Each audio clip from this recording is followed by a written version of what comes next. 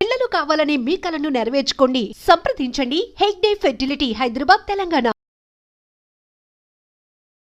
అప్పట్లో పౌర హక్కుల గురించి మాట్లాడే వ్యక్తుల్ని టార్గెట్ చేసి చంపడం అనేది నయీం గ్యాంగ్ పని. మరి అదే నయీం గ్యాంగ్ మిమ్మల్ని టార్గెట్ చేయలేదా? అదే ఆ క్రమంలో ఏమైందంటే, ఇక నా ముందల అంటే ఈ భయంకరమైన హత్య ఒకవైపు, ఇంకొక వైపు అసలు ఏంది ఈ మనుషుల ముందలనే చంపడం ఏంటి అనేది కొంత నేను మళ్ళీ ఇక్కడ ప్రాక్టీస్ చేయలేనేమో, చేస్తే చాలా సీరియస్గానే ఉంటుందేమో అని చెప్పి ఒక గందరగోళం అయితే పడ్డా. కానీ రాజీనామా అయితే చేయలేదు. రాజీనామాకు ప్రయత్నాలు ఫోన్లు వచ్చినాయి, చేయాలి అందరు చేస్తూ నువ్వెందుకు చేయవని అంటే నేను చేయను అని చెప్పేసిన, చేయలేదు కూడా. సో చేయని కారణంగా నేను ఇంకా ఇక్కడ ప్రాక్టీస్ చేయడం కరెక్ట్ కాదేమో అని మళ్ళీ బొంబాయి బాట పట్టాల్సిందేనా అని కూడా ఆలోచన వచ్చింది. వచ్చినప్పుడు నా మిత్రుడు ఇక ఒక చిన్న లెటరు ద్వారా చాలా అద్భుతమైన పదాలు ఉంటాయి అందులో, అది నన్ను ఆపింది ఆ నిర్ణయాన్ని. సో అది ఆపడంతో ఇక నేను ఆగిపోయి కొద్దిగా స్లోగా లో ప్రొఫైల్గా, అంటే మరీ అంత కాకుండా కొంత అక్కడ స్లోగా నిలబడిపోయినా. దాంతో నల్గొండ కోర్టులోనే కొంత గ్యాప్ ఇచ్చి 1 month అట్లా గ్యాప్ ఇచ్చి కొంత అట్లా స్లోగా ప్రాక్టీస్ మళ్ళీ స్టార్ట్ చేసి, మళ్ళీ ఉద్యమకారుల కేసులు మళ్ళీ మొదలవుతున్న క్రమంలో నాకు తెలిసి చర్చల పీరియడ్ అది 2004 నల్లదండు ముఠ, అది భయంకరమైన దాడులు. నేను ఇవన్నీ భయంకరంగా దాడులు చేయడము, ఏదన్నా అవకాశం ఉంటే పోలీసు వాళ్ళ కంటే ముందే వాళ్ళు చేరుకొని అట్లా చాలా భయంకరంగా చంపడము, మాయం చేయడం, ఇదంతా మొదలవుతున్న క్రమంలో ఇక నేను కొంచెం ప్రాక్టీస్లో నిలబడి కొంచెం చేస్తున్న క్రమంలో అప్పుడు ఒకటేంటంటే నా గురించి సమాచారం తెలుసుకున్న నయీము ఫోన్లు చేయడం మొదలుపెట్టింది. ఫోన్లు అంటే నేను మేజిస్ట్రేట్ ఎగ్జామ్ కూడా ప్రిపేర్ అయ్యి రాయాలనే ఆలోచనతో అప్లై చేస్తే ఎగ్జామ్ పీరియడ్లోనే వరంగల్లో సెంటర్ పడ్డది. వరంగల్ బయలుదేరుతున్న క్రమంలో ఫోన్ వచ్చింది. ఫస్ట్ అన్నతోటి మొదలవుతుంది ఫోన్ కాల్. అన్నతోటి మొదలయ్యి ఆ తర్వాత అన్న నువ్వు కలవాలని అంటే నేను ఎందుకన్నా కలిసేది అని నేను, లేదు నువ్వు కలవాలంటే అట్లా 2-3 సార్లు మాట్లాడి కట్ చేసి ఎగ్జామ్కి అయితే అటెండ్ అయినా కానీ ఎగ్జామ్ సరిగ్గా రాయలేదు. ఆ తర్వాత క్రమంలో ఈ కేసులు చేస్తున్న క్రమంలో ఆయన అజమాలి మర్డర్ కేసులో అపియరెన్స్ కావాల్సి ఉంది, బెల్లి లలిత కేసులో, ముక్క కరుణాకర్ కేసులో అపియర్ కావాల్సి ఉంది. కోర్టులో నేను ఉండడం ఆయనకు ఇష్టం లేదు. ముఖ్యంగా కోర్టులో ప్రాక్టీస్ చేసుకుంటూ ఉండడం వల్ల తనకు మరి ఏం అనుమానం వచ్చిందో ఏమో కానీ ఇతను ఉండడం ఇక్కడ డేంజర్ అనేది కన్ఫర్మ్ చేసుకున్నట్టుండు. ఇక నన్ను ఫోన్లల్లో బెదిరించి ఖచ్చితంగా నువ్వు కలవాలనేది ఒకటి. ఈలోపే కావలి యాదగిరి కేసులో ఒక 15 కేసులు, అట్లాగే భారతక్క అరుణ అని 75 కేసులు. ఆ 75 కేసులలో నల్గొండ ట్రయల్ కోర్టులే అన్నీ. ఈ కేసులలో ఈయనకు బెయిల్ వచ్చింది 2-3 నెలల తర్వాత. ఆమె కేసులు 3 నెలల తర్వాత నల్గొండకు ట్రయల్కి వచ్చినాయి. ఈ క్రమంలో సీరియస్గా బెయిల్ మీద రిలీజ్ కావడం, కావలి యాదగిరి ఇంత తొందరలో బెయిల్ రావడం ఏంటనేది ఎస్పీ గారు పిలిపియడం, మాట్లాడడం, ఇదంతా ఇదే సమయంలో ఒరిస్సాలో ఒక దాడి జరగడం, ఇది ఆ సముద్రంలో పోతుంటే 35 మంది సిఆర్పిఎఫ్ కానిస్టేబుల్, అది పెద్ద ఇన్సిడెంట్ అది. ఆ క్రమంలో ఎండ్రికిచ్చుల పేరుతోటి ఫోన్లు, ఒరిస్సా ఎండ్రికిచ్చు ఆ పేరు పెట్టి నేను కోర్టులోనే బాంబులు వేసి చంపుతామని యాదగిరికి నాకు ఇక చాలా టెన్షన్ క్రియేట్ అయింది. అప్పుడు యాదగిరి అవుట్ రైట్గా బయటకు వచ్చి నాకు నా న్యాయవాదికి ఏది జరిగినా ప్రభుత్వమే బాధ్యత వహించాలని చెప్పి స్టేట్మెంట్ ఇవ్వడం, అదంతా అప్పుడు జరిగింది. అట్లా డేట్లతో సహా ఆయన నేను ఈరోజు వస్తున్న కోర్టుకు మీ వాళ్ళని రమ్మనండి, మా వాళ్ళు ఎవరు అనేది నేను రమ్మనంటే మా వాళ్ళు ఎవరు అనేది నేను పరిశాను. ఓ డేట్ కూడా చెప్పి ఈరోజు రమ్మనంటే ఇక నేను మనసులో పెట్టుకొని మళ్ళీ మా బ్రదర్ ఉంటారు కాబట్టి ఒక 1 week బొంబాయికి వెళ్ళడం ఇది జరిగింది.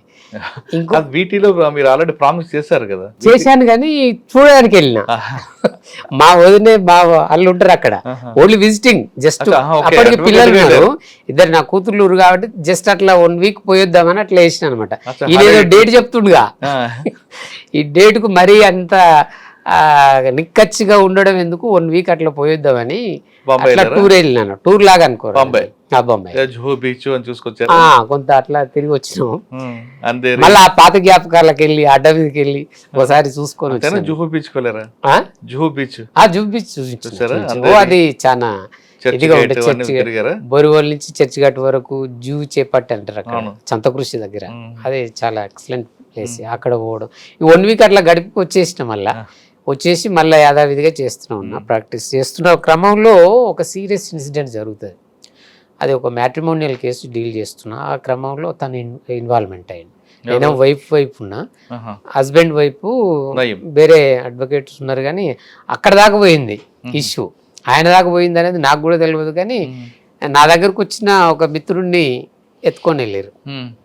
తను 1 గంటలో మాట్లాడొస్తున్న వ్యక్తి రాకపోయేసరికి నేను కాల్ చేసేసరికి అతను కష్టంలో ఉన్నాడు. ఆయన నయం కష్టంలో ఉన్నారు, ఆపరేషన్ చేస్తున్నారు ఇక ఆయన.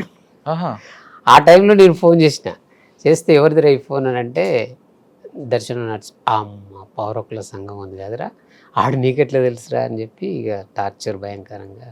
ఇప్పుడు మీరు ఆ వ్యక్తి ఎవరండి? విక్టిమ్ వైపు మీరున్నారు. భర్త వైపు నుంచి వెళ్ళింది అక్కడ దాకా. అంటే ఏదో సెటిల్మెంట్ కానిస్తలేడని రకరకాల కొడుతున్నారు ఆ టైంలో. భర్తను కాదు, మీడియేటర్ ఒక మిత్రుడు వచ్చి కాంప్రమైజ్ చేయడానికి ఆయనను కొడుతున్నారు. ఆయన నా దగ్గరకు వచ్చి 1 అవర్లో పోతా, ఇట్లా సెటిల్మెంట్ ఉంది, ఈ కేసులో సెటిల్మెంట్ చేయడానికి పిలుస్తున్నారు, నేను అమ్మాయి వైపు నుంచి ఉన్నా, మాట్లాడడానికి పోతున్నా అని చెప్పి పోయిండు. ఆయనకి తెలియదు నయం దగ్గరకని? అతను మీడియేటర్ కూడా అతను అట్లే పిలిచిండు, మాట్లాడేది ఉందని. తను వెళ్ళేసరికి లిఫ్ట్ చేసిర్రు, ఇంకా రాలేదని నేను కాల్ చేసిన. ఆ కాల్ ఆయన కనెక్ట్ అయింది. ఎవడరా వీడు అనేసరికి ఇది వచ్చింది. ఆ తర్వాత పట్టేయాల్సింది, ఆయనను తీసుకురావాలని చెప్పి బాగా కొట్టి ఓ దగ్గర వదిలేస్తే, తను 3 days తర్వాత నన్ను పిలిపించుకొని సీరియస్గా చెప్తాడు, నిన్ను ఖచ్చితంగా టార్గెట్ ఉంది, పిలిపిస్తాడు, ఏదేమైనా కూడా ఉంటే డేంజర్ జోన్ అన్న తర్వాత అప్పటికి నాకు కొద్దిగా సిగ్నల్స్ ఉన్నాయి, ఏదో జరిగేటట్టే ఉంది అనిపించింది. అప్పుడు జెడ్పీ వెనుక ఉండేటోడిని, జిల్లా పరిషత్ వెనుక చిన్న రూమ్లో. అప్పుడు సీరియస్నెస్ ఉందనేది నేను గమనించి చిన్నగా ఒక లాక్ వేసి పిల్లలు తీసుకొని చౌటుపల్లి మా అత్తగారింటి కాడ పెట్టిన. అత్తగారింటి కాడ పెట్టి నేను ఇక మా బామ్మర్దిని తీసుకుని హైదరాబాద్కి వెళ్ళి రఘునాథ్ను మా ఫ్రెండ్ హైకోర్టు సీనియర్ కౌన్సిల్ ఎవరండి రఘునాథ్, ఆయన దగ్గరికి వెళ్ళి ఇష్యూ ఇట్లా చెప్తే తను ఏమన్నాడంటే, అనంతపురం వెళ్ళు శేషయ్య సార్ దగ్గరికి. అప్పుడు శేషయ్య గారు మా ప్రెసిడెంట్. ఆయన దగ్గరికి వెళ్తే అక్కడ ఒక 2 days తర్వాత తను ఏం చేసిందంటే, మళ్ళీ ఇక్కడ డేంజర్గా ఉంది కదా, నువ్వు ఢిల్లీకి వెళ్ళడం బెటర్ ఏమో అని మళ్ళీ ఢిల్లీ మిత్రునికి కాల్ చేసి మనోడు వస్తుండని అంటే, ఇక అప్పుడు నేను మళ్ళీ అనంతపురం నుంచి కరెక్ట్ ఇమ్లిబండ్ బస్ స్టాండ్లో దిగిన. నాకు కాల్ వచ్చింది, ఏమనంటే ఇంటికి పోయిండు ఒక అడ్వకేట్ మిత్రుడు, వాళ్ళ వైపు నుంచి డిఫెండ్ చేసి ఒక జూనియర్ పోయి నర్సింహేడున్నావు అని అంటే, ఎందుకు చెప్పానంటే ఇంటికి లాక్కుంది కదా అన్నాడు. అవును అని చెప్పిన. ఎందుకు చెప్పు అని అంటే, బాయ్ సాబ్ పిలుస్తుండు రమ్మన్నాడు అన్నాడు. ఏం బాయ్ సాబ్ అన్న అంటే, నయం బాయ్ అన్నాడు. ఎందుకు అని అన్నాడు. ఏమో అబ్బా రమ్మన్నాడు, ఖచ్చితంగా తీసుకురమ్మన్నాడు అని అన్నాడు.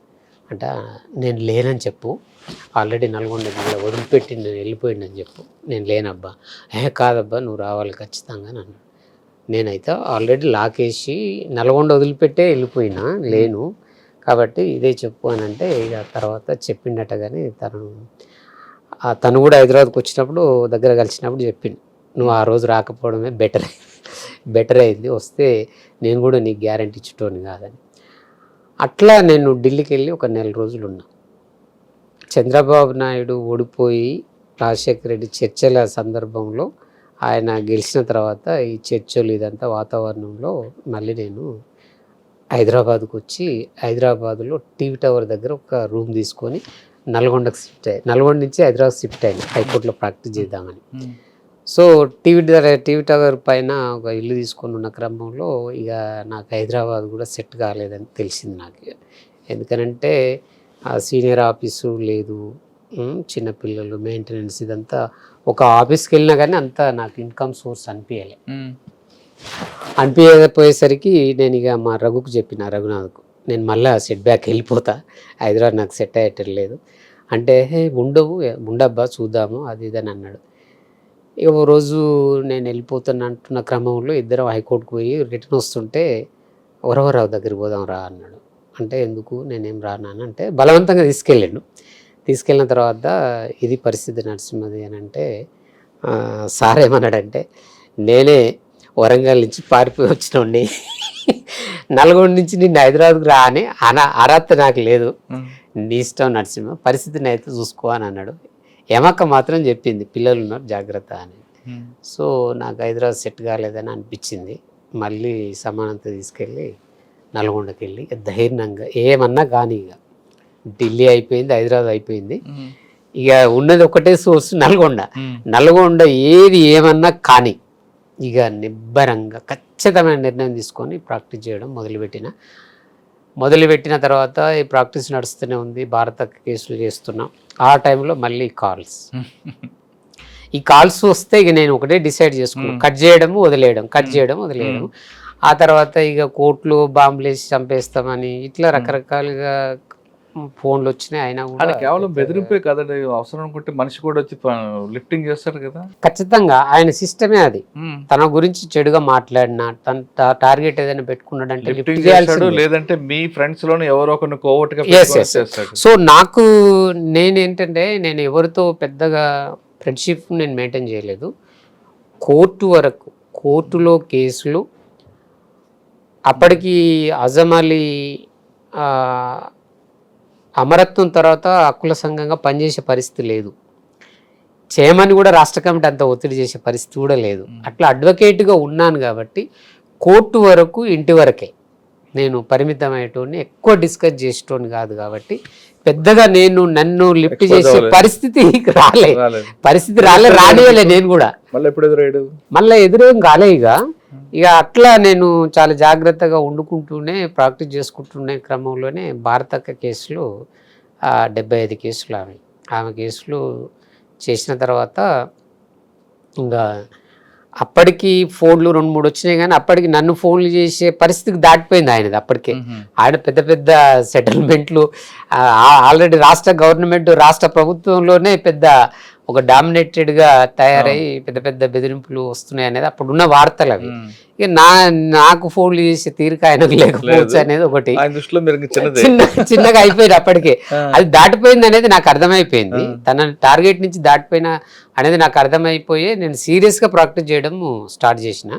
కాబట్టి ఆయన మరణ వార్త విన్నప్పుడు కూడా నేను నమ్మలే. ఆయన చనిపోయిన తర్వాత ఆ టీవీలో బాగా వస్తుంది, నేను పై కోట్ల తిరుగుతున్నా, మా అడ్వకేట్స్ అంతా చెప్తున్నారు, అరే అయిపోయిండు వేసేసిరది అంటే అంత ఈజీ కాదులేవా అని నేను కూడా దాటేసుకుంటూ పోతున్నా. ఎందుకంటే తనకు సైన్యం కదా, కోర్టుకు వస్తే మొత్తం కోర్టు అంతా వాళ్ళ సైన్యమే ఉంటుంది. వీలైతే ఆ వెహికల్స్ కూడా తీసి అవతలేస్తారు. నాంపల్లి కోర్టులో చూసా, నల్గొండ కోర్టుకు వస్తే కూడా అట్లా. అయితే ఒక దగ్గర ఎదురు పోయినాం, కానీ నన్ను గుర్తుపట్టే పరిస్థితి లేదు, తనను నేను గుర్తుపట్టేది. నల్గొండలేని కోర్టులో ఎదురు ఇట్లా వెళ్ళిపోయినా, నాకు దూరంకి వెళ్ళి చూడలే, దగ్గరకు వచ్చినా చూసిన క్యాప్ పెట్టుకున్నటోడు, జుంపాలు, భయంకరమైన అవతారం. సో అట్లా అప్పటికే నా టార్గెట్లోకి లేనని అనిపించింది. తను ఇక వేరే అట్లా వెళ్ళిపోయింది. కాబట్టి నా ప్రాక్టీస్లో నేను చాలా సీరియస్గా దృష్టి పెట్టి ప్రాక్టీస్ చేయడం మొదలుపెట్టిన. ఈ వార్త కూడా నేను నమ్మలేదు కాబట్టి మళ్ళీ నేను చెప్తే నమ్మతలేవు, నువ్వు టీవీలోనే పోయి చూడు అని అంటే మళ్ళీ బార్ రూమ్లోకి వెళ్ళి టీవీ దగ్గర కూర్చొని చూస్తే తను వైట్ పాయింట్, టీషర్టు, సేవింగ్ చేసుకుని ఉన్నాడు, AK-47 పక్కకు ఉన్నది. అప్పుడు చూసి గుర్తుపట్టిన. సంతోషపడ్డారా? సంతోషం ఎందుకు ఉంటుంది? ఇప్పుడు ఒక వ్యక్తి మరణించడంతో సంతోషం ఎందుకు వస్తుంది? కానీ ఒక సామాన్యుడు ఇక్కడ భువనగిరిలో పుట్టిన వ్యక్తి ఈ స్థాయికి రావడానికి ఆ వ్యవస్థ అలా కల్పించిందంటారా? అది పెద్ద చాలా బ్యాక్గ్రౌండ్ ఉంది దాని వెనుక. ఏంటనంటే వాళ్ళ సిస్టర్ ఇష్యూ కూడా ఇన్వాల్వ్మెంట్ ఉన్నదనేది ఒక వార్త.